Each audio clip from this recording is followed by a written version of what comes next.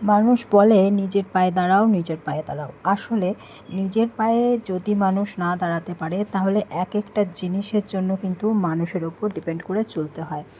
এক একটা জিনিস মানুষের কাছ থেকে চেয়ে চিনতে চলতে হয়। তেমনই আজকে আমি বুঝতে পারলাম আসলে নিজের পায়ে দাঁড়ানোটা সবচাইতে বড় দাঁড়ানো হলো দুটো পা ভেঙে যাওয়ার পরে নিজের পায়ে দাঁড়ানো। আজকে 2 মাস 12 দিন বাদে আমি কিন্তু এই যে নিজের পায়ে একটু দাঁড়াতে পেরেছি।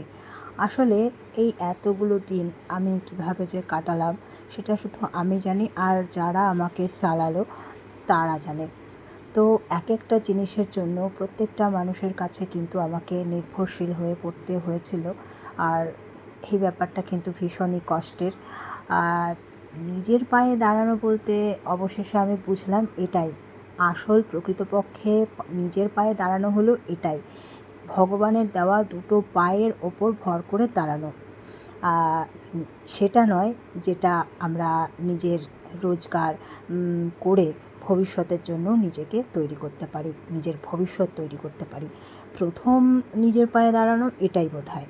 দুটো পায়ে যদি তুমি ভর দিয়ে না দাঁড়াতে পারো তাহলে সেই মানুষটার জীবনটা কীভাবে যে দুর্বিষহ হয়ে যায় সেটা কিন্তু আমি হাড়ে হাড়ে টের পেয়েছি। আসলে যাদের যাদের পা ভেঙেছে, অনেকের সঙ্গেই আমার কথা হয়েছে, তারা সবাই শুনে রীতিমতো অবাক যে দুটো পা কী করে ভাঙলো, প্রথমত এটা প্রশ্ন। আর দ্বিতীয়ত দুটো পা ভাঙার পরে কী করে এতগুলো দিন কাটালেন। অনেকেই এটা বুঝতে পারবে না, অনেকেই বোঝেনি বা বোঝে না, সবার কাছে ব্যাপারটা ইজি লেগেছে। কিন্তু যারা একটা পা ভেঙেছিল তারা কিন্তু দুটো পা ভাঙার কষ্টটা ঠিকই বুঝতে পারে।